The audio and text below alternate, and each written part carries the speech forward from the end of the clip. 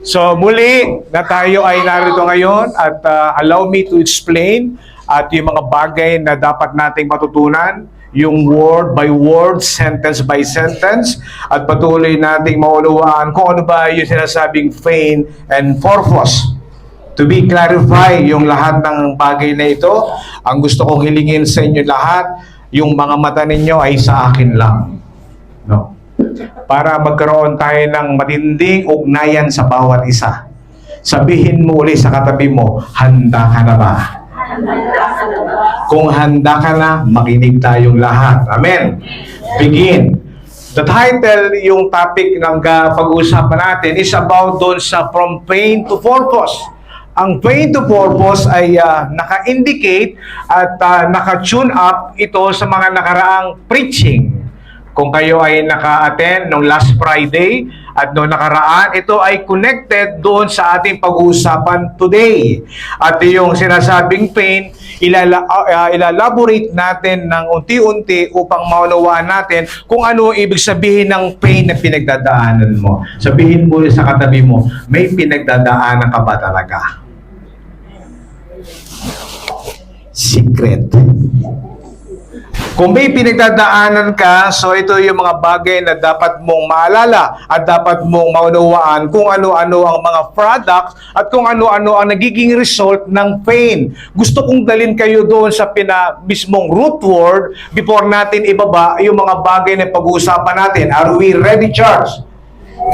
Kapag hindi ninyo maunawaan ng pain, hindi ninyo maunawaan yung word na purpose.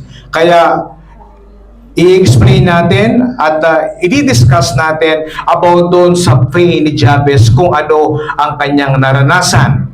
Lately at lastly, narinig nyo yung preaching about kay Joseph at yung itinuro ng ating Pastor Mel about doon sa trials. At ngayon naman, titingnan natin ang story of Jabez. Sino rito ang nakakakilala kay Jabez? Siguro marami o ilan. Si Jabez, siya yung nagpatibok ng puso mo. Jabez, siya yung isang nag-iisa na nag-pray, nag-ask, at nagbigay ng mga bagay na napaka-higher na kahilingan sa ating Lord. So, titingnan natin about doon sa pain. About doon sa mga result. Kung ano yung mga naranasan natin. It is a real talk na pag-usapan natin. Number one, pain and suffering. Yung pain, yung product ng pain ay merong suffering. Kapag sinabing suffering, may pinag-uusapan doon ay connected ito doon sa sinasabi nating emotional o yung sinasabing physical emotion. Kapag merong suffering, it is talk about internal. Kapag merong suffering, ang nagsasuffer ay dalawa, physical or spiritual. Kaya sinabi doon about doon sa word, kung merong physical, emotional suffering, ito ay naroon sa iyong kaloob-looban. Nasasaktan ba ang tao? Sagot, oo o hindi. Nasasaktan. Kapag merong pain, so merong sakit sa loob. At ito yung mga kadalasan na hindi natin maiwasan.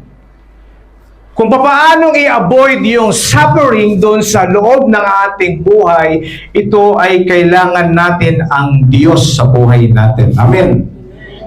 To draw us closer to Him, sa ating God, yung pain, dinadrives ito at sinisik dapat natin ang ating God sa kanyang kalooban during na ikaw ay naroroon sa iyong pain na katayuan. Nakuha ninyo, church? The second one, yung mga products of pain, at alam ko na ito ay naunawaan at nararanasan ng bawat isa, yung word na sinasabing hardship and struggle. Kapag sinabing hardship and struggle, ito yung explanation about doon sa sinasabi nating lifestyle natin. Yung sinasabing life feels heavy. Kapag sinabing life feels heavy, ito yung mga nararanasan natin na bigat sa araw-araw. Ano ba ang mga bigat sa araw-araw, yung mga heavy things na ginagawa natin, especially sa ating trabaho? Yung work, it is a heavy things na dala-dala natin. At yung hardship, kahit na ikaw ay magkakuba-kuba, at ikaw ay magtrabaho, naroroon pa rin yung sinasabing hardship feeling at yung struggle sa buhay. Totoo o hindi? Kapag sinabing hardship struggle, connected dito yung mga sinasabing constant battle. Ano yung ibig sabihin ng constant battle? Ito yung araw-araw na nakakaharap natin.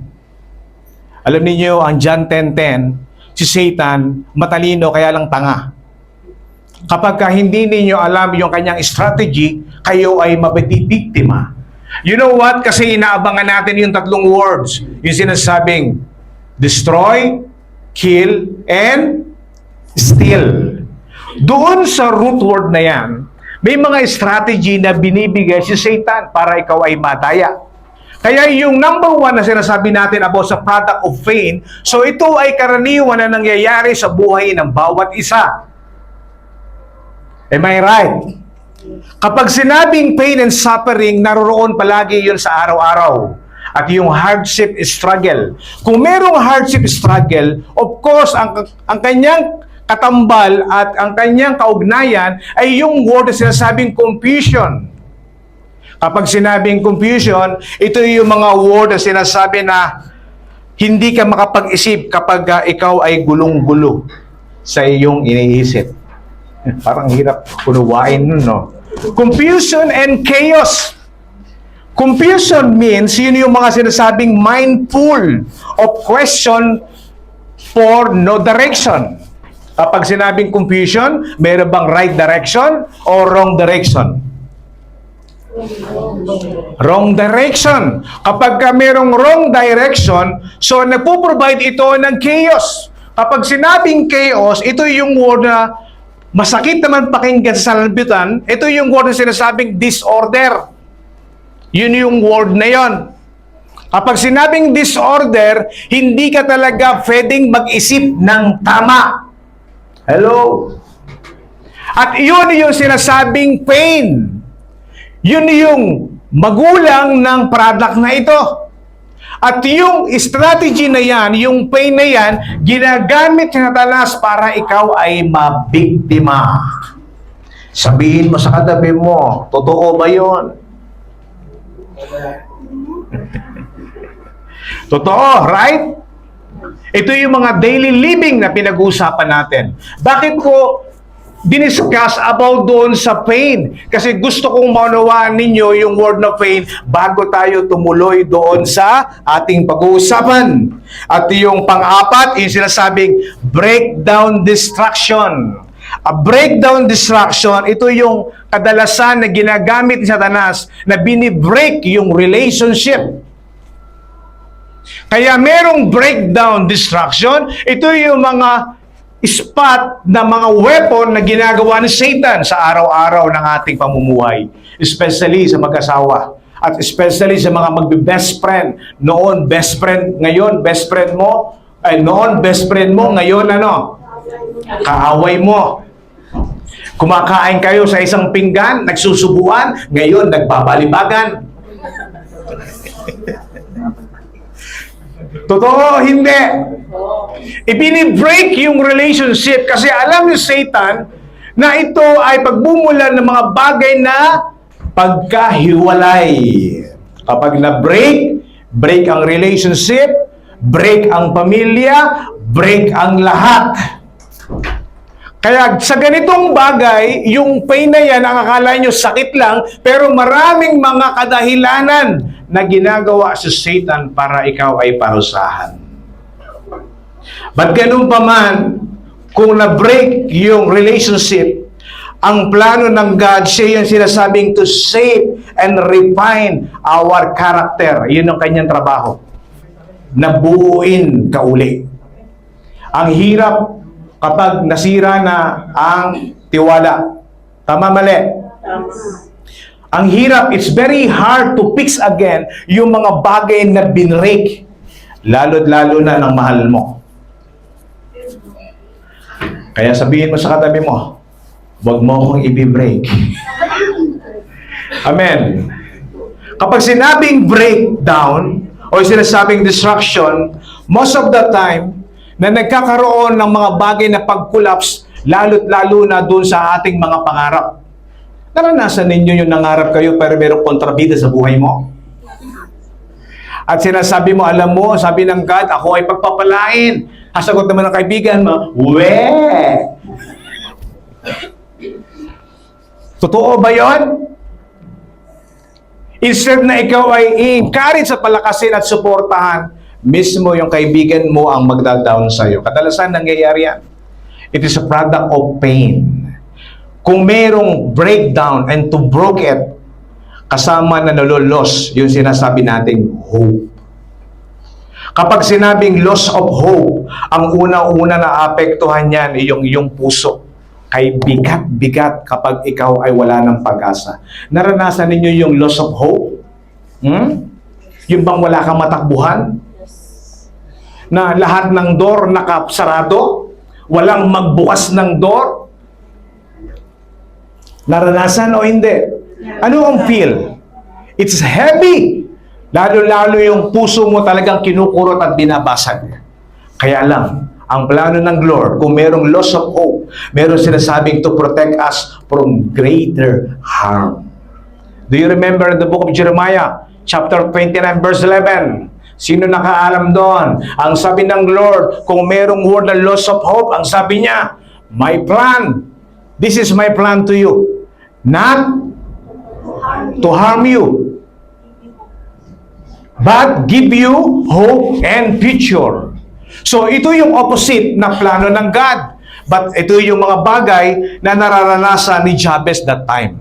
Alam niyo si Jabez. Si Jabez, marami na kayong istorya na napakinggan about kay Jabez. But from this story for today, so kakaiba yung kanyang ipinakita about sa exposure ng kanyang karanasan. Amen. Church, are we ready?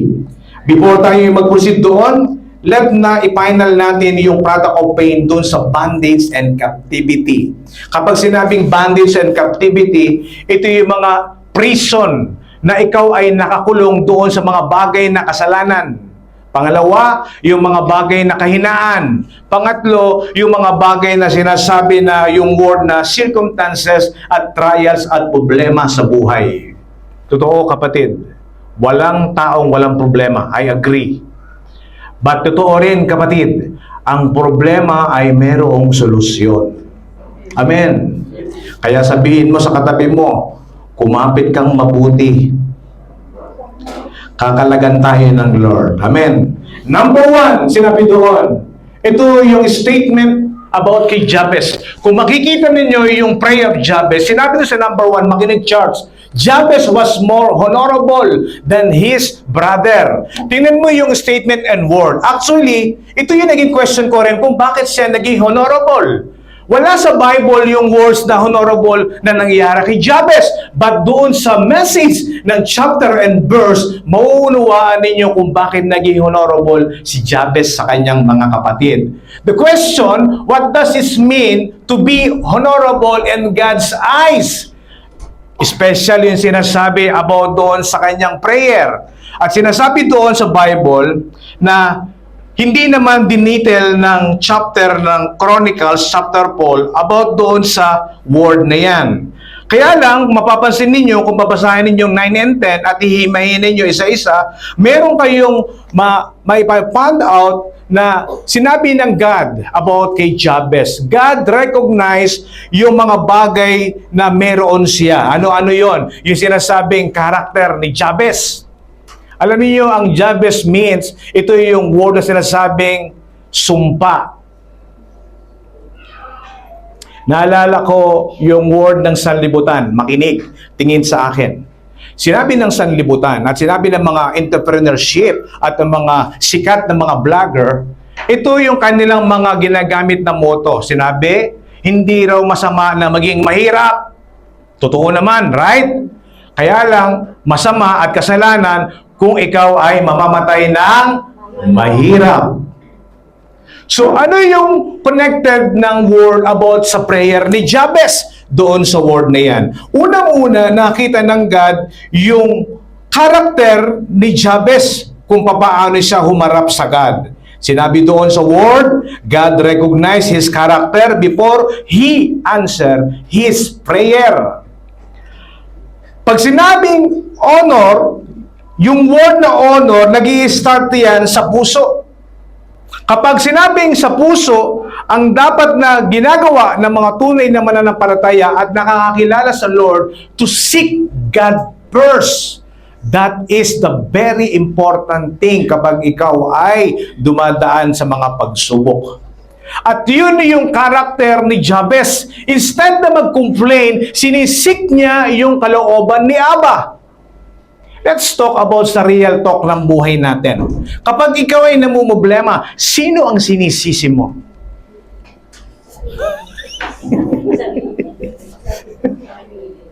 Gamitin ko ulit yung mag-asawa. Para sa mag-asawa yung kwento nito, sabihin mo sa katabi mo, alam mo kapatid, sabihin mo kalabitin mo, you know what? This topic is for you. Sa ating lahat pala ang topic na ito. Amen. Kaya sinabi doon sa Proverbs chapter 22 verse 1, makinig, sinabi ay ganito, a good name is to be chosen rather than great riches. Ganda ng word. Sinabi ay ganito, to be esteemed is better than silver or gold. Ano sa Tagalog ang ibig sabihin ng word na yan? Napaka-importante daw yung merong pangalan na mabuti, yung merong good testimony. Kesa yung mga bagay na inuuna mo, yung mga bagay na kayamanan. Ito daw ay katumbas sa masaganang mga bagay, katulad na hinahanap ng mga tao ngayon, yung gold and silver and forex. So, yung lahat ng mga bagay na yan. So, bakit sinabi ng God at ng Proverbs about sa 22 verse 11, a good name is to be chosen. Mas importante na ayos ang pangalan ng reputasyon mo kesa sa mga lahat ng bagay. That is very important. At yun yung karakter ni Jabez. Doon sa katotohanan, God's values character more than possession. Yan ang ibig sabihin sa Bible. A person's reputation before God is more valuable than wealth or, sinabi doon sa word, status ng buhay natin. Totoo nga naman. Aanihin mo yung kayamanan. No. So, when you die, matadala mo ba yan sa langit? This all wealth and rich and gold and silver, hindi ninyo matadala yan sa heaven. At iiwanan natin yan.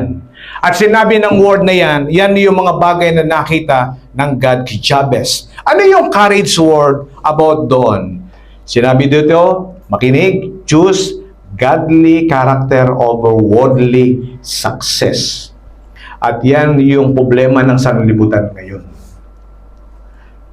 Sinabi ng sanlibutan, kapag may pera, may respeto. Right? Totoo o hindi? Especially sa mga Pilipinas. Sa Pilipinas, ang tatapang nila. Grabe. So kulang na lang, pag natingnan mo, talagang babanatan ka o umbagin ka. Pagka nagasgasan lang yung kotse, maglalabas ng baril.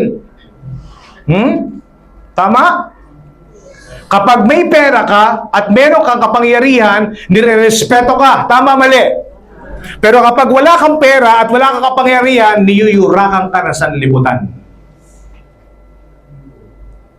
Yun ang mga chinuchoose ng sanlibutan para maging karoon ng respeto. May mga bagay naman na pwedeng kuhanin ng respeto na walang mga ganyan mga bagay na kadahilanan. Right? Kapag ikaw ay may takot sa Lord, alam mo kung ano ibig sabihin na dapat na ingatan sa buhay. Kaya kapatid, totoo yung mga sinasabi ng mga taga-sanlibutan. Born again ka pa naman. Kaya gusto ko na umalis sa born again. Gusto ko na bumalik sa dati kong relihiyon. Kasi nasisira ang name ng born again dahil sa ganitong kaparaanan. Buti nga sila. Alam mo kung bakit? Yung mga taga-sanlibutan, kilang-kilala ang mga born again. Tama? No? Pagka nagkamali, sisi agad sa born again. Bakit sila pag nagkamali? Sinisisi mo ba sila? Pero kapag sila talaga umi-area ang born again ka pa naman, Pinagtatanggal ko lang mga born again. Amen. So when you honor God with your life, He will honor you. Kaya hindi pwede yung unahin mo yung mga bagay para magkaroon ka ng good reputation. So, honor God first. Amen. Yun yung first na sinasabi about kay Jabez. So the second, pray about Jabez. Sinabi ay ganito, a painful beginning does not determine your destiny. Ano yung word? English, pastor. Tatagalogin natin. Ititingnan natin kung ano yung ibig sabihin niya. Ito yung word about dito. So let me to explain about the statement about doon sa word. Okay? Sinabi ay ganito. So, Jabez's name means pain. Alam na natin yan kanina at binanggit natin. He was born in sorrow, yet he chose to call on God.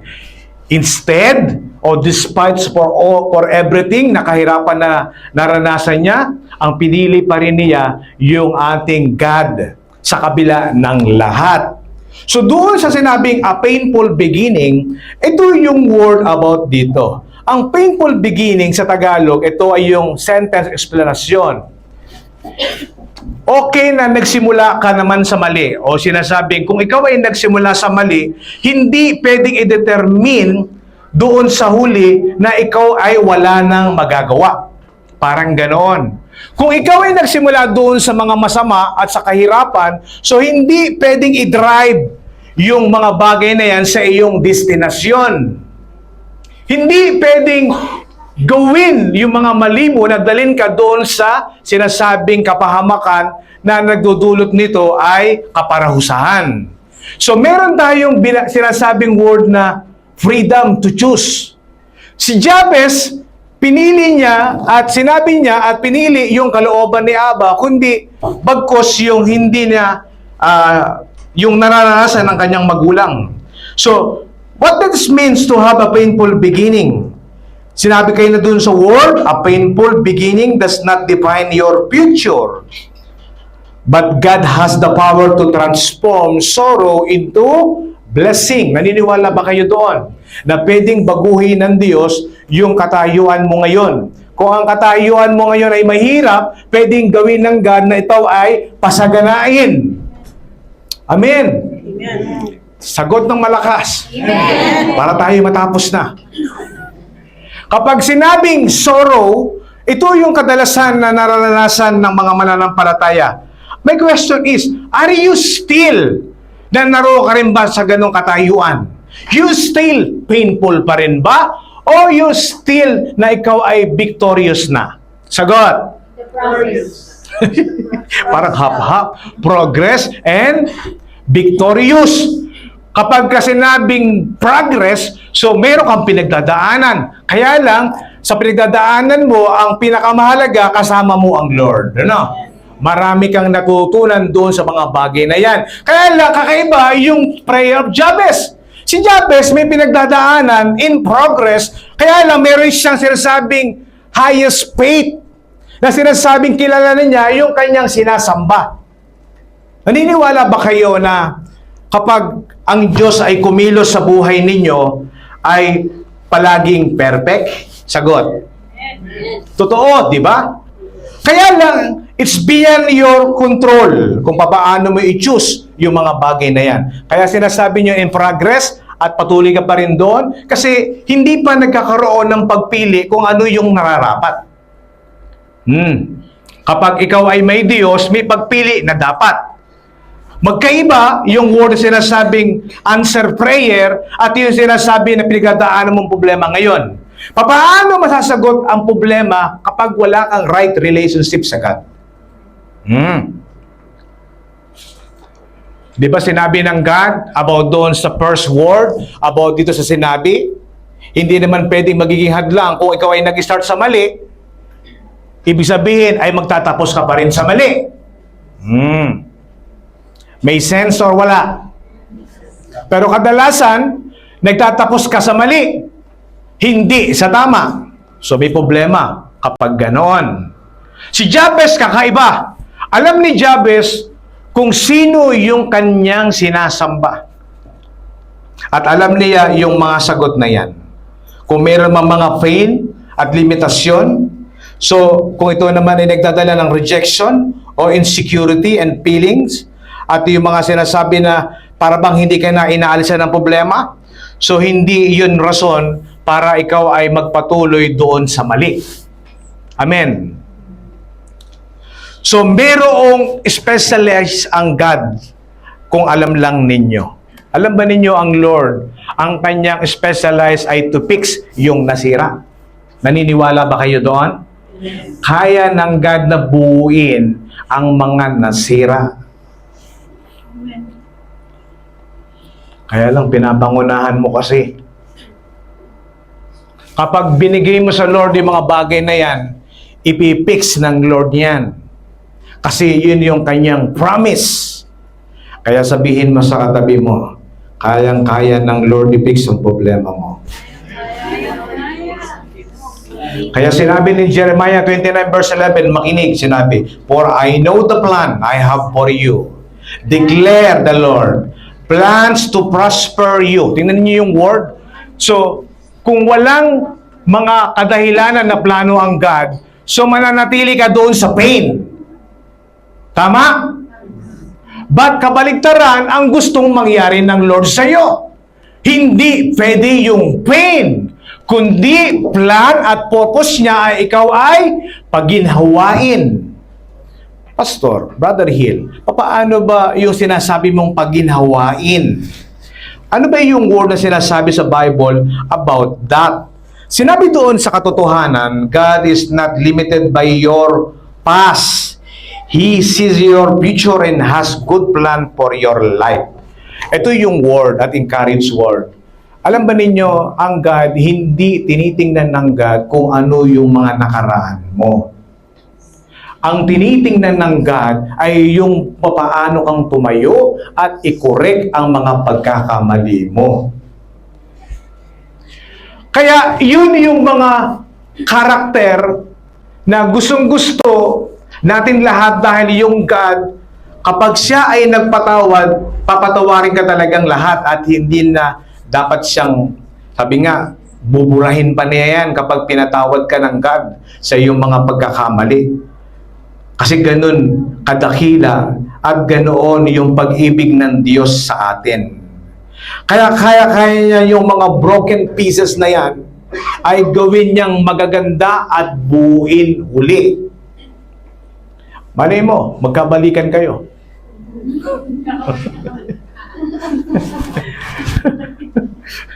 Hindi ko sinasabi yung ex mo.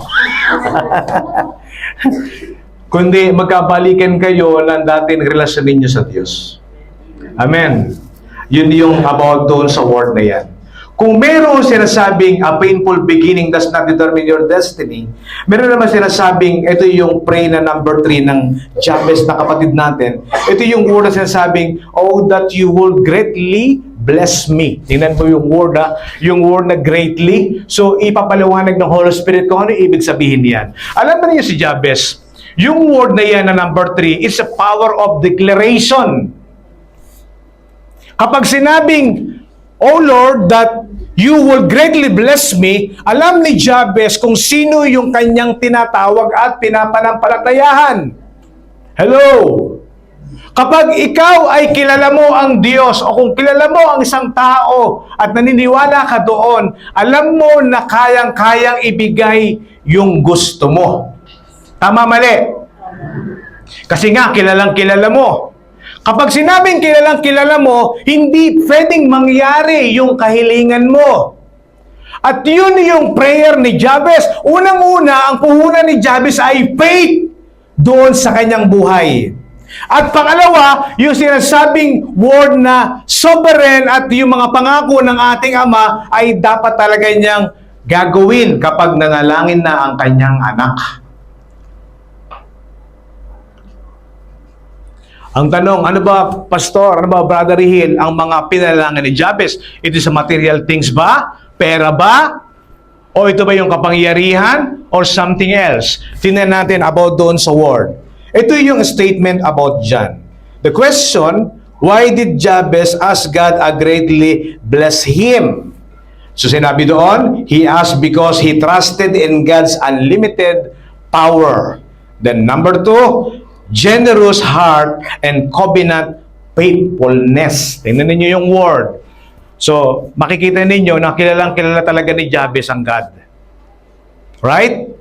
Kasi nabanggit yung word na sinasabi doon sa yung word na generous God. Kapag sinabing generous God, so walang hindi pwede na hindi sa Lord. Kaya lang, kung paano ito i-determine at kuhanin, it's all about doon sa sinasabing faith mo, kung paano makuha ang blessing. So, nag-i-start ka na sa mga bagay na pangako. Sinabi ng God ay ganito, I will bless you and I will prosper you. But, kailangan mong dumaan sa ganitong way. Ang hirap sa mga mananampalataya, gusto nila instant din. Totoo o hindi? Kaya tingnan ninyo, nagiging buhay na ang instant ng mga mananampalataya sa daily living. Ano yung ibig sabihin ng instant? Instant noodles? So, yung lahat ng instant, puro gustong-gusto na natin lahat. Kasi ayaw na natin na mahirapan at magtrabaho. Right? So, Pastor, di ba isang klaseng faith yan? Kasi yung faith ko ay higher than you. Kasi kilala ko ang God, kapag ako'y nanalangin, He will give me everything. Yes, totoo. That is the same prayer of Jabez. Kaya lang, kilala mo ba talaga ang God? Isip-isip. Kaya sinabi doon sa word about dito in James chapter 1 verse 17, supporting verse lang. Let me to share to you, brother and sister. Every good gift, sinabi ni James, makinig, and every perfect gift is from where? From above. Kapag sinabing perfect gift at every gift coming from above, so ibig sabihin nito ay talagang blessing na totoo. At ito ay galing sa Diyos. Ilang beses kayong pinagpapala ng Aba? 1, 2, 3, araw-araw, buwan-buwan, minuto, segundo, taon-taon. Walang tigil na pagpapala. Ilang beses mo rin ibalik sa Kanya yung mga bagay na pasasalamat? Pastor, 1. Minsan, palagi absent. Nahihiya magpatotoo. In the biblical truth, doon sa message statement, kung ang gift ng God ay galing sa Kanya, every true blessings comes from God. He is the source of everything. Pinapatunayan lang ng God na sa Kanya galing ang lahat ng nasa iyo. Kaya sabihin mo sa katabi mo, yung lahat ng meron ka, sa Lord galing yan. Every what you have, tell to your neighbor, every what you have, that is all, everything's coming from God. Not sa iyo yun. Kaya dapat mong ibalik yung praise at yung pasasalamat sa Diyos. Amen. Kasi siya yung nagbigay ng lahat. Nagbigay ng trabaho mo, nagbigay ng negosyo mo, nagbigay ng loved ones mo, kahit anong lahi pa yan, at least blessing. Lamantian na yan. Hallelujah. So, everything gifts coming from above, it's all blessings coming to our God. Amen. At sinasabi doon, another courage word, do not be afraid. Kaya sinasabi ng Bible madalas, huwag kayong palaging mag-aalala. Do not afraid for anything. Sinabi ni Abba, ask God for the great things. Tingnan mo yung word.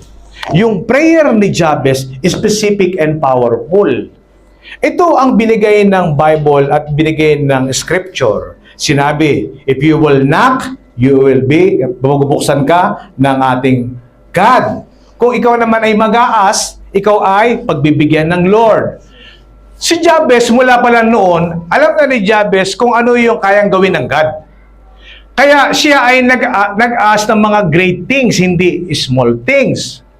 Ang great things, mamaya, malalaman ninyo kung ano yung kanyang specific prayer. Kaya lang, dapat nating maunawaan yung mga bagay na sa hinaharap kung ano ang dapat nating gawin. Ephesians 3 chapter 20. So, dun sa New King James Version, ito yung sinabi, "Now to Him is able to exceedingly, abundantly above all that we ask or think, according to the power that works in us." English na naman. Alam niyo yung prayer na natutunan ko about kay prayer sa Jabez? Yung walang doubt. Yung prayer na walang confusion. Alam niyo yung prayer na walang doubt? Yung prayer na alam mo na kapag hiniling mo sa iyong tatay ay ibibigay. Yung wala kang confusion na sinasabi na ibibigay ba o hindi? Laban ba o bawi? Nakuha niyo yung ibig ko sabihin? Kaya sinabi ni Jabez dito, "Greatly bless me," kasi alam ng Lord na kaya niyang ibigay at isolve ang problema mo ngayon. Walang nakakuha ng message. Kayang i-fix ng God yung lahat ng nawala at nasira sa buhay mo. Kaya nga sinabi, He is a powerful and sovereign God. Small things lang, nagreklamo ka na.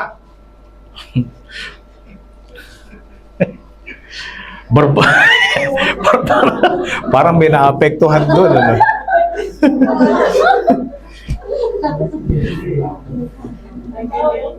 Dami mo ng murmon. Kung nakakain lang yung murmon, so nabili mo na. Amen.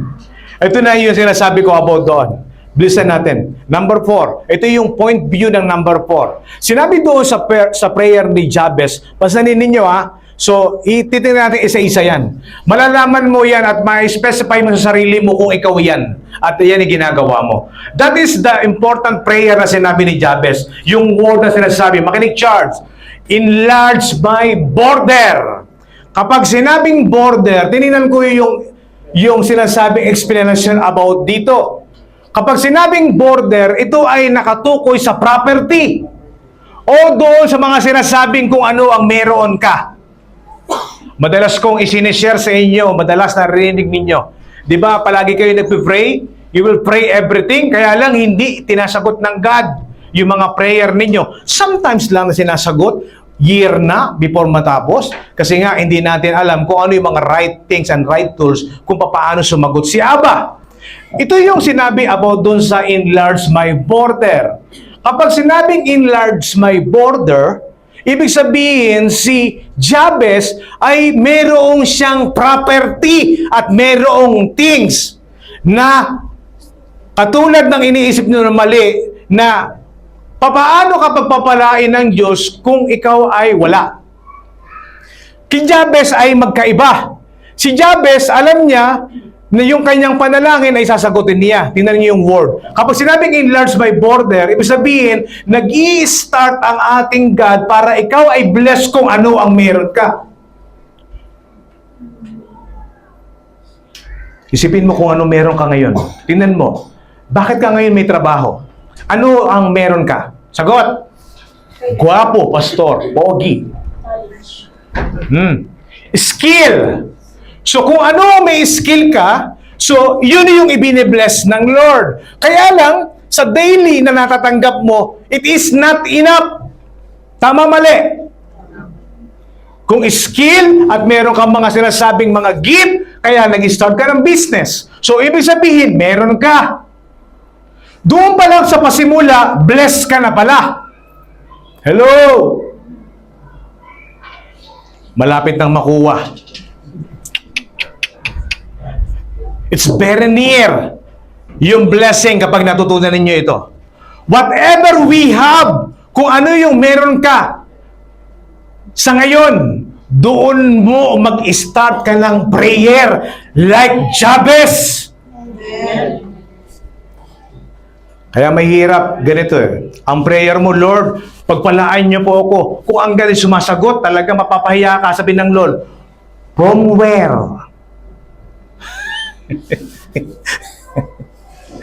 Lord, bless me! Why?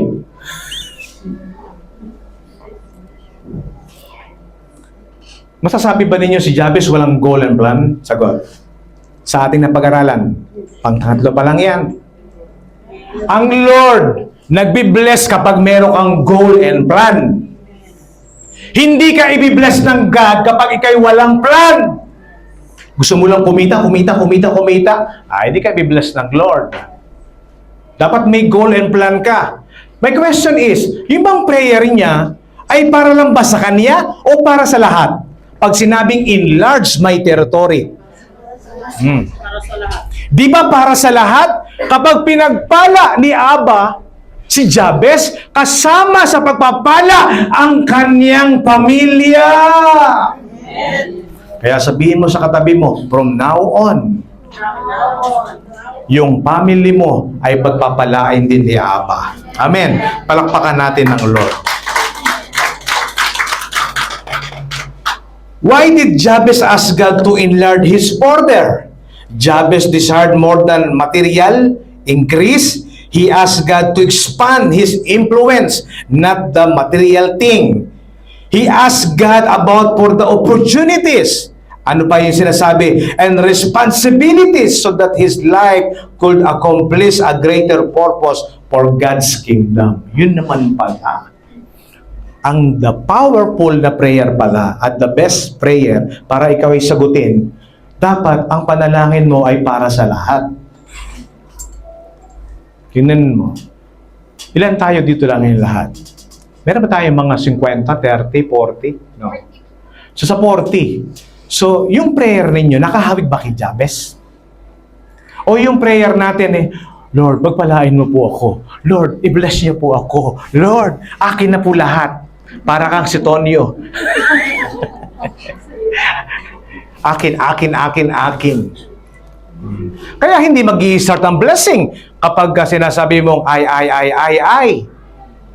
Kapag naisip mo na at nagawa mo ng ipag-pray ang iyong katabi at pagpalain, doon pa lang mag-i-start ang blessing ni Abba. Amen.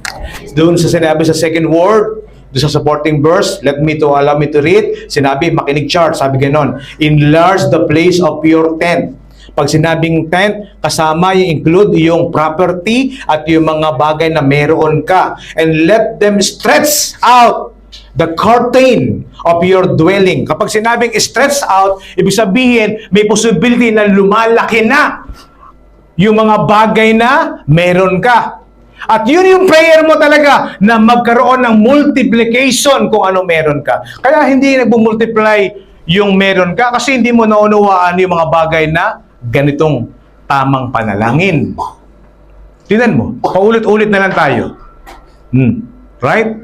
Paulit-ulit, trabaho dito, pagising mo sa umaga, hate na hate mong gumising. Dahil anong reason? Kasi magtatrabaho ka na naman. Makikita mo naman yung boss mo na napakasungit.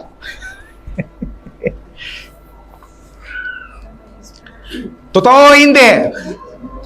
Na ayaw mo nang gumising kasi nga pagod na yung bless mo. Na ayaw mo nang gumising kasi nga routine na naman at nakakasawa na yung gawin yung mga bagay na yon. Kaya naisip ni Jabez, kung i-enlarge mo yung territory ko at i-stretch kung ano yung mayroon kong maliit, ito ay malaki ang magagawa sa lahat, hindi lang para sa akin. Kaya kayo mga pinagpapahalaga ng mga negosyante, so bless kayo. You know what? Kasi kayo ang nagiging daluyan ng blessing para sa kanila. Alam ba ninyo yung word na daluyan ng blessing, a channel of blessing? Ito yung sinasabing bless ka. Akala mo lang na hindi ka bless, pero bless na bless ka. Bakit? Kasi nang dahil sa'yo sumusweldo sila. Amen. Nagkakaroon sila ng mga bagay na pagbalik ng papupuri sa Diyos because of you. God bless mo yung aking amo. Hindi yung Lord, cash mo yung business nila. Right or wrong?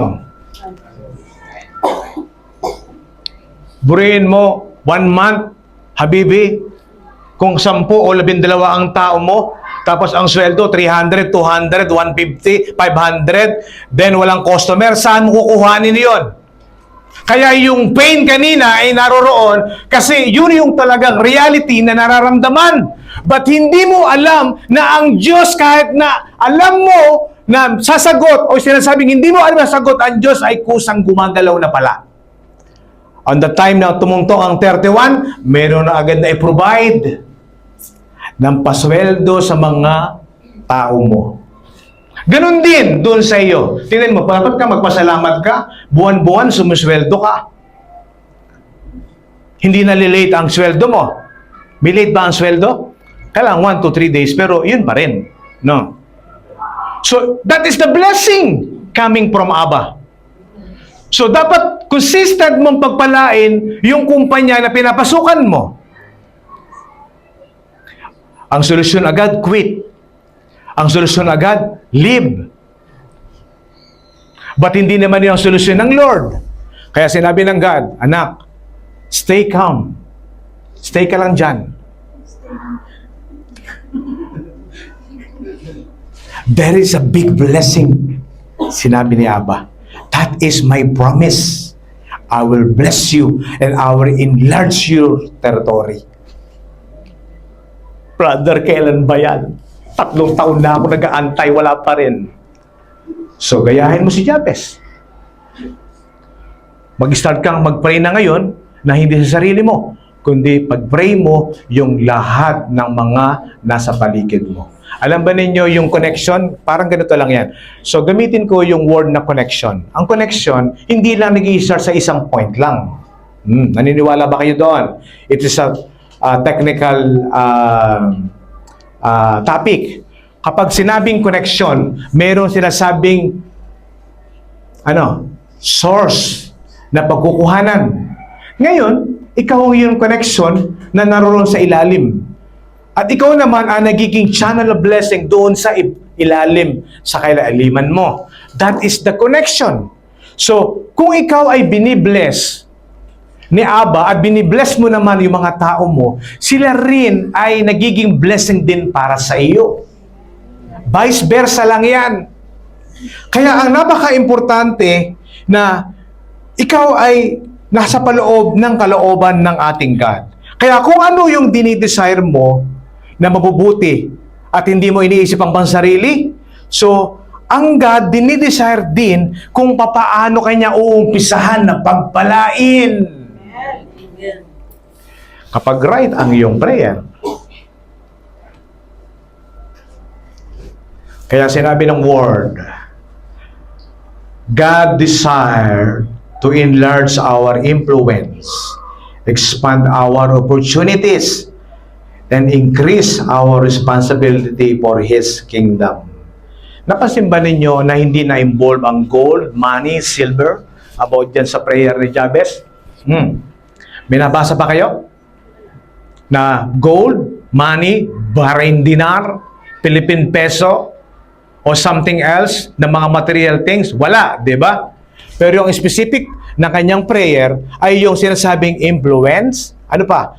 Yung sinasabing to expand yung kanyang opportunities. Ano pa? To increase yung sinasabi niyang responsibility. Alam niyo kapag sinabing increase responsibility, maraming ayaw dito sa word na yan. Kasi pag sinabing responsibility, papasok yung sinasabing malaking commitment. Pero ang God, kapag ikaw ay napagkatiwalaan sa maliit na commitment, dadaling ka ng God sa malaking commitment. So papabawin ko lang yung word na Tagalog. Kapag napagkatiwalaan ka sa maliit na biyaya, pagkakatiwalaan ka sa susunod saan? Sa malaking biyaya. My question is, are you ready na ba? Amen.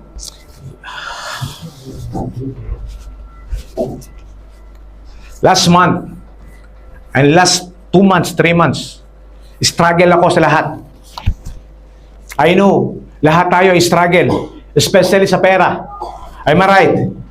At iyon nagpapagulo sa buhay natin. Ang pera, nagagawa na hindi ka magsuklay.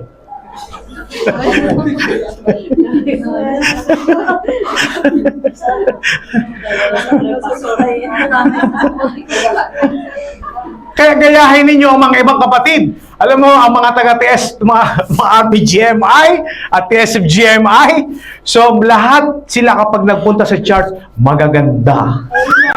Ayos ang buhok. Totoo yun. Kaya yung asawa ko, kilala ko na kapag walang pera. Brother June, relate ba? Kapag walang pera, alam mo na yung partner mo. Pag walang pera. Pero kapag may pera, talagang blessed na blessed. Lahat ng alokin sa iyo, ibibigay sa iyo. Kumain ka na ba? Gusto mo ng masahe?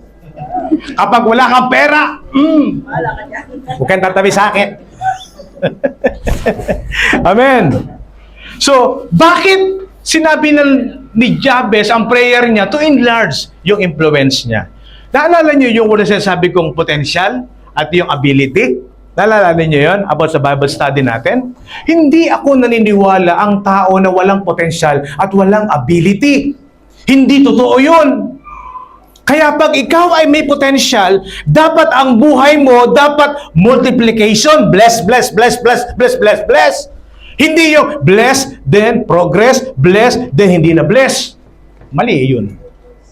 Don't offended me. Hindi itinuro ng Bible yan. Kapag ikaw ay anak ng God, ang unang-unang binibigay sa iyo ay wisdom and knowledge. Totoo hindi? Bakit? Kasi palagi tayo naka-prone sa mga sinasabing right decision and wrong decision. Kaya ka naman naghihirap at nagkakamali kasi puro wrong decision ang ginagawa. Tama, mali? Sagot. May kaibigan pa ba ako? Sabi pa. Kaya ka naman nagkakamali kasi doon sa mga sinasabing wrong decision. I-admit natin yun. Even I, biktima ko niyan. Ito yung mga sinasabi ng strategy ni Satan. Na palagi, alam na asawa ko yan. Kapag sinabi ko, mangyayari.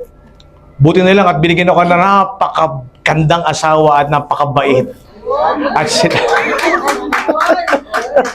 At sinabi niya, maghulos dili ka. Pag-aralan mo munang mabuti. Kaya sa mga bagay na yun, alam ninyo, maraming natutunan tayo at nagiging blessing ang mga asawa natin.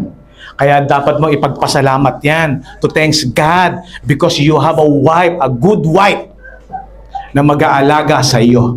Amen. Mamaya, pag tinaman ko ng kape, ha? That is the word of the prayer of Jabez. Number 5, bibilisan na natin. Ito yung word na sinasabing, that your hand will be with me. Tingnan nyo yung word. Kapag sinabing your hand, specific na pinipoint ni Jabez na yung proteksyon ng ating Aba ay dapat naroroon bago siya mag-decide. Napakamasarap yung may proteksyon kaysa doon sa walang proteksyon. Kaya tingnan ninyo, kapag meron kayo nagkaroon na unexpected na bigla, mawawala din bigla. Kasi nga, walang protection. Kapag kayo nagpipray at binigay, then agad nawawala. So, ano ibig sabihin nun? Walang protection. So, dapat ang inuunang pinagpipray mo, yung sinasabing protection, yung presence ng God. Kaya madalas ko sinasabi, if you have a business, o yung meron kang work, o meron kang part-time, always, ito yung word na dapat mong gawin. Always yung ating God ay maging partnership mo. Para ikaw ay i-bless. Kapag ginawa mong partnership ang ating Aba, they will supply everything. He will multiply yung blessing.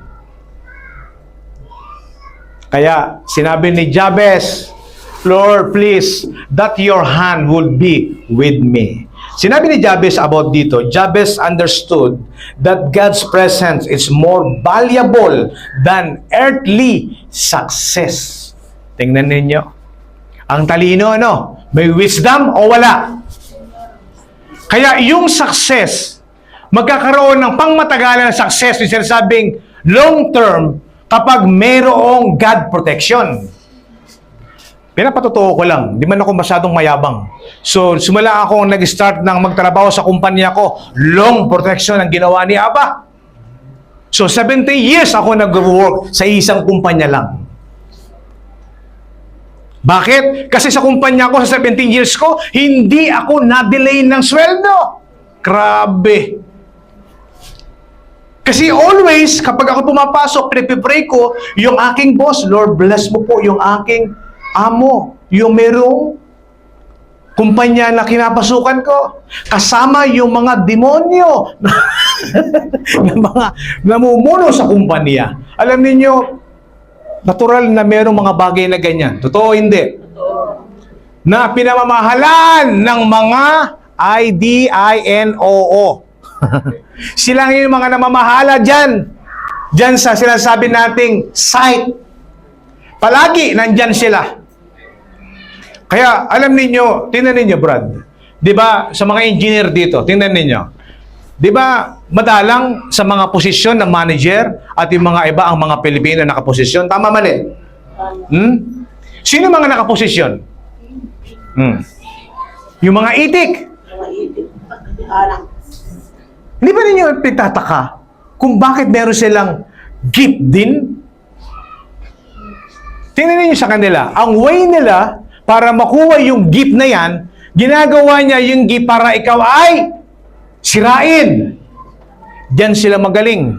Hindi yun gift coming from above, kundi gift coming from hell. Kaya yung mga Pilipino takot na tuloy na mag-apply sa posisyon. Kaya sinasabi niya, I don't want the position. I want salary. Yung pera lang. So doon kayo nagkakamali. So ang God, sinabi sa Deuteronomy, ikaw ay dinesign na para maging head, hindi para maging tail.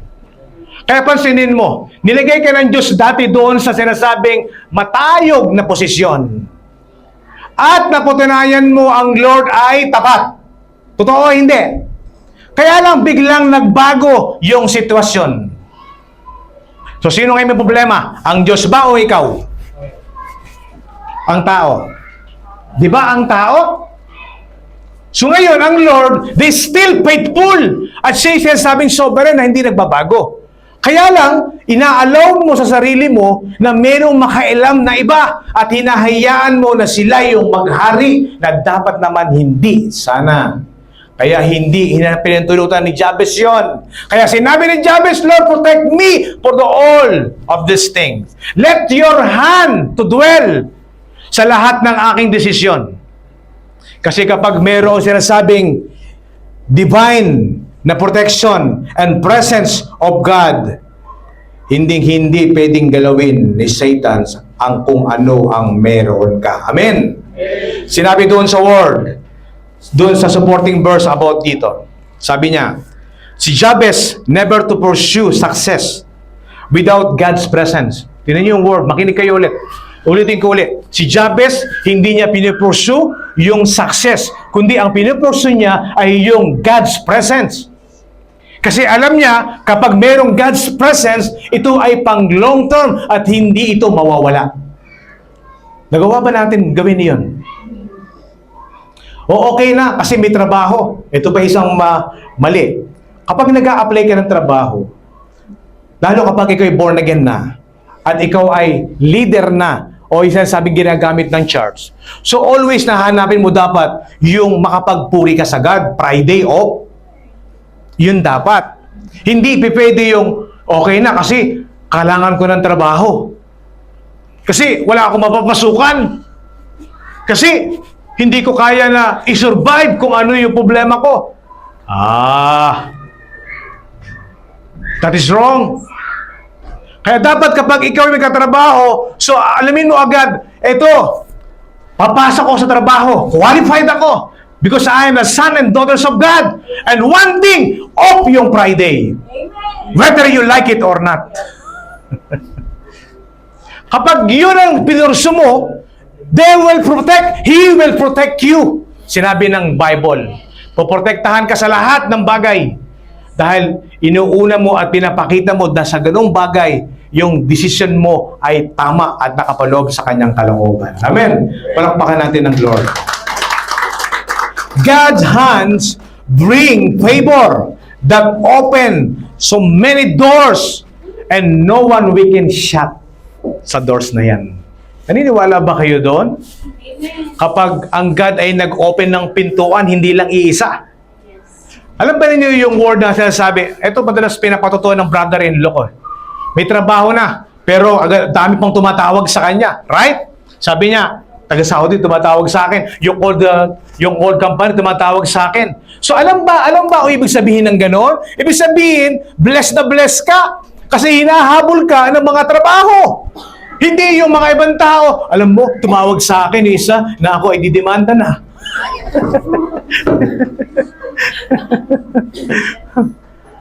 So doon sa pamamagitan ng ganoon, mapapatunayan mo na ang Lord ay nasa iyo. Kasi pwede kang mag-choose kung ano yung mga blessing na meron ang God to protect kung ano ang meron ka. Amen. Kaya yung word na sinasabing mga aplikasyon about dito sa number 5 na yan, makinig. Ito yung pinakamahalaga at magbibigay sa atin ng courage kung palagi mo itong gagawin. Makinig, church. Ayon me, sabi nga sa word, invite God's presence before anything else, and every decision in our life, make first to invite God's presence. Number 2, rely on His power, not your ability, not your own strength. Walk in obedience so His hand can lead and guide you. Lastly, trust that His hand is always with you. Ang sarap kapag ikaw ay nabubuhay, kapag yung king ay yung kakampi. Tama? Biruin mo, kasahit ka magpunta sa department store, everything, restaurant, na naranasan ba ninyo mamili ng kakainan? Naranasan ba ninyo yan? Yung blessed ka na dumating ang pagpapala, mamimili kayo ng restaurant na ikaw yung mag-choose kung saan kakakain. Right? So, nagiging routine at magiging daily character mo na yung mga bagay na yun. So, meron namang kapaligtaran about doon. Kapag kakain ka, ayaw mong lumabas. Bakit? Sagot. Kasi hindi afford. Pero yung lahat ng taga-Upper GMI, blessed na best at lahat ng restaurant kinakainan. Tingnan niyo yung good idea. Lahat na kainan ninyong restaurant, right? Nananawa na kayo sa mga iba't ibang mga putahe ng restaurant. I-upgrade naman ninyo. Bakit? Deserve ninyo yan. Kasi kayo ay blessed. Kasi yan yung pangako ni Abba at pangako sa lahat natin. Amen. God's presence is greater than any plan. With His hand, you lack nothing. His guidance leads to purpose. Kapag ang kamay ng ating God ay nasa atin, ililid ka ng ating God sa kanyang kalooban. Kapag ang kamay ng demonyo ang nasa inyo, ililid ka sa kapahamakan. Sagot. Totoo o hindi? Ano ang pipiliin? God's hand o yung kamay ng demonyo? God's hand. So, umpasahan mo na ngayon na gawin yung mga bagay na yan. Amen. So, doon sa pang-anim, malapit na tayo matapos. Ito yung favorite word and favorite verse ko. Napaka-importante at gusto kong i-share sa inyo to. Kasi yung sinasabing word na yung kanyang prayer, that is the second important word ng prayer niya. Ano sabi doon? Keep me from evil. Naalala niyo yung usapan natin that before? Ang sanlibutan, punong-puno yan ng kasinungalingan. Ang mundo ay punong-puno ng pagnanakaw. The earth, yung kinakatayuan natin, ay punong-puno ng pandaraya. Kaya alam ni Jabez yung specific na sagot, kapag siya ay pinagpala to enlarge his territory, so ang kanyang hinihiling pa rin ay to protect yung kanyang property. Meron kasi nanakawin yun ni Satanas. Believe me, napagdaanan ko na yan. Kasi ang plano niya, sirain. Kapag ikaw ay napagnakawan, unang-una, ninanakaw niya yung sinasabing internal, yung spirit of joy. Naranasan ba ninyo yun? Kapag yung joy ang nanakaw, ano ang pumapalit? Sagot. Say loud. Ano yung pinapalit ng joy kapag nawawala? Sadness. Kapag nawala yung joy, yung sadness ang pumapalit. Kaya ikaw tuloy, punong-puno ka ngayon ng sadness. Kaya pumapasok yung word na sinasabing doubt because of this word. Kaya sinabi ni Jabez ay ganito, makinig. Jabez understood that spiritual protection is more valuable than material. Remember yung sinabi ko that before? Ang original na bagay ay nag-i-start yan sa spiritual before mag-manifest sa physical. Kaya I always share na sinasabi ko sa inyo na dapat matuto kayo ng spiritual. Kasi kapag hindi nyo matuto ng spiritual, yung mga physical at material things, madaling nakawin. Tingnan ninyo, nabinilas ka ng God, nabinigyan ka ng ang akala mo God's will, then 1 month nag-break, then kinuha ulit. At sabihin mo, bakit? Nung ikaw binila sa trabaho mo, tapos suddenly, biglang nawala. Naranasan ninyo, daily ano lang tayo, real talk lang. Suddenly nawala. Tapos, ang reaction mo, Lord, alam ko yung pagkukulang ko. Alam mo na pala ang pagkukulang mo. So ngayon, gusto mo bang maulit pa yun? Kaya sinabi ni Abba, Lord, protect my all belongings. Protect my all property. Kasi si Satan, alam niya, araw-araw, nagnanakaw. Ang tanong, may question is, Pastor, Brother Hill, tayo ba ay naka-front pa sa pagnanakaw? Sagot. Yes or no? Maaari ba na nakawin uli ni Satanas yung ibinigay ng Diyos sa'yo? Sagot. So, bakit no? Bakit no? At bakit din oo? Kayo ang makakasagot niyan. At naranasan niyo personally na nawalan. Tama? Ngayon, kapag kayo ay nawalan, ang unang-una papasok yung lesson kung bakit nangyari. Sinasabi niyong hindi kasi meron ding lesson. Kasi natutunan mong protektahan yung crops na meron ka. Why? Kasi yung sinasabi mong protection coming from God ay nasa iyo. Kaya kapag hindi mo iningatan yan, kukunin ng Lord yan. Kaya always yung prayer to protect sa lahat ng pag-harm. Business, trabaho, loved ones, and everything. Kapag hindi mo natutunan yung about dito, ikaw ay isa doon sa mga bagay na pwedeng pagnakawan. Sinabi doon sa word, and you will keep me from evil, so it does not hurt me. Jabez did not only ask for the blessing and expansion, he also asked God's protection because of the blessing without spiritual covering can become dangerous. Kaya totoo yun. Kaya matuto na tayo. Kaya yung blessing na sa iyo ngayon, ingatan na ninyo. Maging mabuting stewardship sa mga blessing kung ano meron ka. Kapag ikaw ay hindi naging mabuting stewardship, ikukunin yan at ibibigay sa iba. Mark my word. Sabihin mo sa katabi mo, hipuin mo yung kanyang kamay. Sabihin mo, kapatid, magbago ka na. Hallelujah. In the book of Psalms, 121 verse 7, verse 8, ganito yung courage word na sinabi. The Lord shall preserve you from all evil. Hallelujah. Walang nakakuha. Ulitin ko ulit. The Lord shall preserve you from all evil. Grabe. Yun yung tinatawag na long term. Di ba? Yung sinasabing paldo.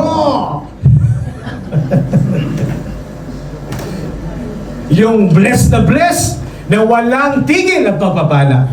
Kasi may protection si Abba sa ating mga buhay. Amen. Kung ang God ang nagpo-protect sa atin sa lahat ng mga bagay, hindi lang ang blessing o material things ang kanyang pinoprotektahan, kundi yung ating mga puso at yung ating mga temptation para hindi tayo magkamali at magkasala muli. Alam niyo, ang Lord kapag nag-bless, not only for one thing, not only dun sa mga material, general blessing ang makakamit mo kapag ikaw ay totoo na sumasamba sa Kanya. He protects you for the mind from wrong thoughts. Ito yung word na sinasabi na pinoprotektahan ng God ang pag-iisip mo para hindi ka makapag-decide at magkamali sa mga step na gagawin mo. Ang hirap kaya kapag ikaw ay nagkamali, right? Ang hirap bumalik kapag nagawa mo na ay mali. Ang problema, may nadamay. Sana ikaw na lang mag-isa. Dinamay mo pa ako. Doon sa wrong thought na ina-apply mo, ang akala mo ay blessing. Sinabi doon sa Bible, sa Book of Proverbs, sabi ang ganito, sa paningin ng tao, ito ay mabuti. But kung hindi mo pinag-aralan at kung hindi mo talagang idinulog sa God, ang end noon ay kapahamakan. Personal, naranasan ba ninyo yan? Di ba lahat tayo nakaranas noon, no? So, that is the word na sinasabi ng God, kapag ikaw ay may protection, hindi mo kailanman mararanasan yung mga bagay na harm sa buhay ng bawat isa. Amen? Amen. Kaya sinabi ni Jabez, "Keep me, Lord, please, from all evil works."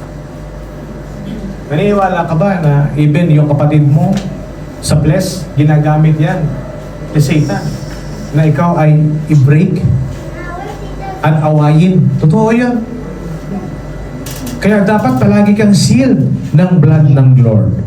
If He protect you doon sa puso at ang pangalawa sa ating mind, piniprotektahan din and He sealed your family also from all harm and pain. Kung pinoprotektahan ka ni Abba sa iyong puso kay sa Ivan, kasama pinoprotektahan ni Abba ang iyong pamilya. Not only you, yung anak mo, magulang mo, kapatid mo, at yung pamilya mo sa Pilipinas. Ang sarap sa isang buwan na hindi ka makaka-receive ng tawag sa pamilya mo.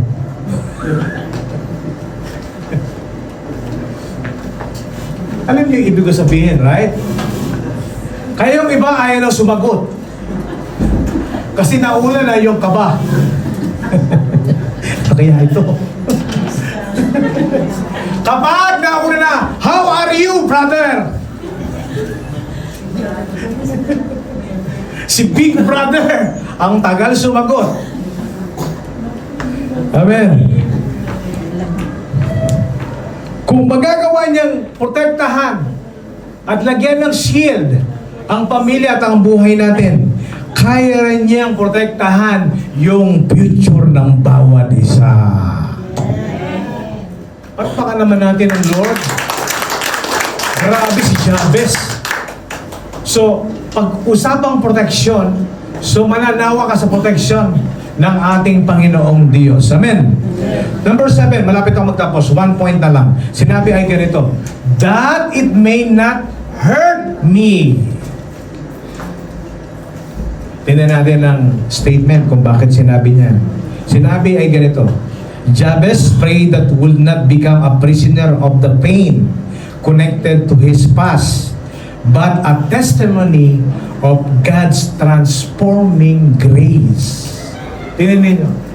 Di ba lahat tayo ay naka-experience sa mga prisoner ng kasalanan? Right or wrong? At lahat tayo ay prison ng mga bagay na mga mali sa buhay. Ano yung mga prison na yan? Iba-iba yan. General word yan. May mga prison sa mga bagay na kahinaan mo, na palagi kang dun bumabagsak. They call a prison, na hindi ka na makawakawala at mapagtagumpay sa ganoong bagay. May mga prison din sa mga kasalanan na palaging paulit-ulit mo na lang ginagawa. Ibig sabihin, nakakulong ka pa rin sa ganong katayuan. Kaya lang, ang mabuti sa ating Aba, ipinaliwanag dito na hindi niya tinitingnan yung mga bagay na pasmo. Ang tinitingnan ni Aba, yung pasmo na mali, kung paano mong itama ang iyong pagkakamali. That is courage. Ay kung titingnan pala ng Diyos yung ating pagkakamali, wala nang makakatayo. Totoo hindi? Kaya alam ng Diyos, ang unang makakakilala sa tao, sa anak na niya, kundi ang kanyang amang nasa langit. Kaya ang Lord, believe na believe sa iyo. Di mo lang alam. Kasi palagi mo dinidegrade yung sarili mo. Palagi na lang gano'n, no, stop doing this. Magbago ka ng style. Huwag mo nang gawin yung mga bagay na yan. Kasi alam ng God na pagkakatiwalaan ka niya at magagawa mo na itama yung mga pagkakamali mo. Dahil ang unang-una na mayroong believe sa iyo ang ating Panginoong Diyos. Jabez understood that pain from his painful beginning could try to follow him in all his life. He asked God, sinabi doon, for protection. Hindi doon sa sinasabing mga bagay na material, kundi yung protection sa mga bagay na pwedeng mangyari na magpaguho at sumira sa relasyon niya sa Diyos. Pwedeng proteksyonan ng God ang lahat ng kung ano ang meron ka. Pwedeng gawin ng God na baguhin yung buhay mo patungo sa mabuti, sa pagkasira at sa pagkabuo. Kaya don't quit. Ang hirap sa tao kapag nagkakaproblema, ang kanyang solusyon, quit. Leave. Totoo o hindi? Kapag ikaw ay mayroong mga problema o something na ikaw ay bigat na bigat, don't say quit. Sabihin mo, praise God. Kasi I know you have a plan for me to prosper me. Not now, maybe tomorrow, or maybe next week. Kapag yung right time ay dumating, wala nang makakapigil doon. Kaya sabihin mo sa katabi mo, hawakan mo na tingnan mo sa mata. Kahit ikaw, hindi mo mapipigilan ang pagpapala ng Lord. Amen. Palakpakan natin ang Aba. God does not waste our pain. He uses our past for His purpose.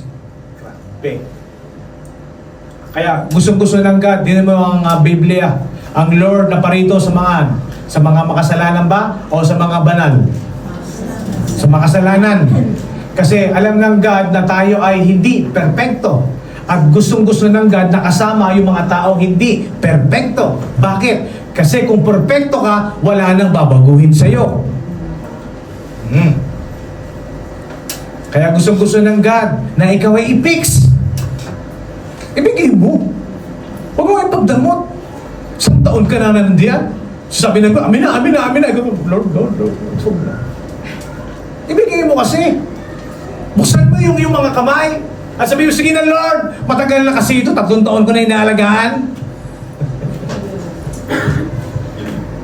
Give Him all, everything to Him. Surrender everything. At let God to fix your problem. Amen. And let God to fix your circumstances. And let God to fix yung lahat na sinasabi mong problema sa buhay natin. Kung yun ay magiging panalangin mo araw-araw, ang Lord sasagot agad. I know anak, ngayon nagbago ka na. Hindi mo na hinihingi ang pera. Ang hinihingi mo na ngayon yung protection ko. Sarap pakinggan noon, no? Kaya sabihin mo sa katabi mo uli. Sa kabila naman, sabihin mo, magbago ka na rin. Huwag ka na maging ganon. Kaya always pray yung God protection sa lahat ng meron tayo. Amen. Encourage word. You are not defined by your past. Makinig. Ang ganda ng word. Sabi, you are not defined by your past. Bakit? You are defined by God's purpose. Hallelujah. Uulitin ko uli yung word. Sinabi doon sa word, you are defined of God's purpose. Kapag sinabing purpose, Ibig sabihin, punong-puno ng maraming mga opportunity at pagpapala na nakaabang sa mga anak ng Diyos. Hallelujah. Ang sarap na ikaw ay nagmumultiply sa gawain, sa ministeryo na binigay sa iyo ng Diyos. Hindi yung hindi ka lumalago at hindi ka nagkakaroon ng pagtuto. So gusto ba ninyo na kayo ay laging nakaupo na lang? Starting from now, yung inuupuan ninyo ngayon, pag lumampas ang 2 taon, 3 taon, butas na yan. Palitan na. Try to contribute yung buhay ninyo para magkaroon ng value. Hindi na si Brother Hill. So lahat tayo mayroong ability to share. At yung gift coming from above ay iba-iba yon na ikaw ay special sa ganoong bagay. Ang sarap kapag ikaw ay puno-puno ng bago. Right? Yung bang ngayong bago may naroon kang idea at pinagpala, naging blessing, then kinabukasan another idea na naman. Di ba? Mahirap yung ngayon, naging hindi ka pagpapala, kinabukasan, kinainisan ka, then kinabukasan, ayaw ka na makita. Mahirap yun. Ibig sabihin, hindi talaga nagkakaroon ng value yung buhay mo. Dito kasi ako tinawag, hanggang dito na lang ako. Mali. Hindi mo naunawaan ng word. Ang sagot doon, natatakot ka. Kasi natatakot ka na ikaw ay mag-fail. Natatakot ka na ikaw ay mabigo. Bakit ka matatakot na mag-fail? Kasi kasama mo ang Lord. Kaya si Jabez, yan yung hiling. Hindi siya nagkaroon ng takot. Kaya ibinigay ng Lord yung kanyang panalangin. Na ang panalangin niya ay ginrant ng ating Aba. And verse 8, dito na ako magtatapos. Sinabi ay ganito, makinig. The prayer of Jabez, God granted his request.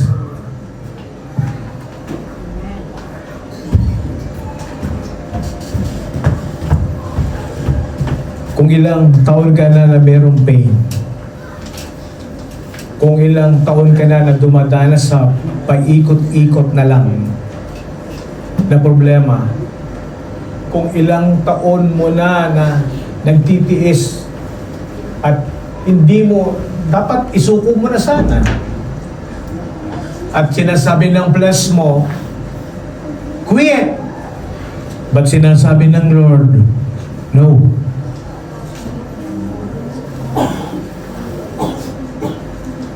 Kapag dumaan at dumating yung right time na sinasabi ni Aba, doon mo maiisip lahat. Yung lahat ng pinagdaanan mo, ito pala ay kinasangkapan na ng God para ikaw ay maging matatag. At kapag dumating na yung right time na yan, ikaw pala ay ready na sa mga malalaking pagpapala. Amen.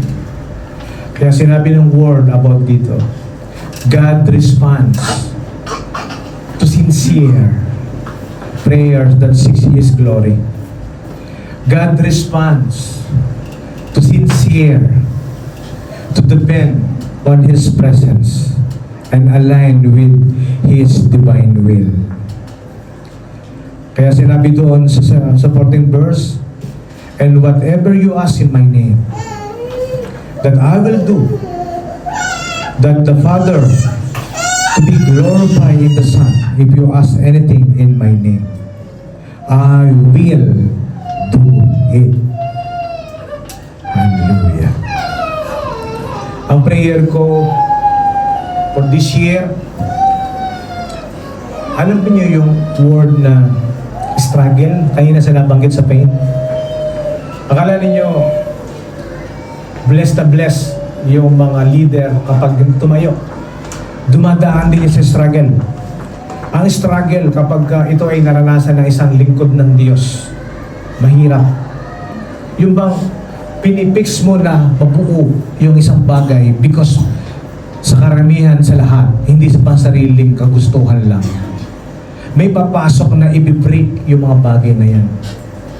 Dumaan ako sa struggle point. Daily, dinadaanan ko yan. Ang hirap i-fix yung mga bagay na pinaghirapan mo. At masisira on the seconds and minute lang. But ang natutunan ko about doon, sa mga bagay na yan, yung hindi sumuko. Kasi at the end, yung mga ginagawa mo palang pagkasakripisyo, araw-araw, at yung pag-nail down mo doon sa Lord, at yung pagbibigay mo ng pagkasakripisyo sa Diyos, at the end, meron palang result na ibibigay ang God sa iyo. Kaya ito lang ang word na natutunan ko mga kapatid. Listen, church. Struggle man yan, circumstances naman yan. So pray like a Jabez. Don't quit. Kung sinasabi ng mundo na iwanan mo na ang lahat, don't quit. Kasi gagamitin ng Diyos someday, in the right time, and His will, ibibigay ng Lord yung lahat ng kagustuhan natin. Do you believe that? Amen. Pwede ba tumayo tayong lahat?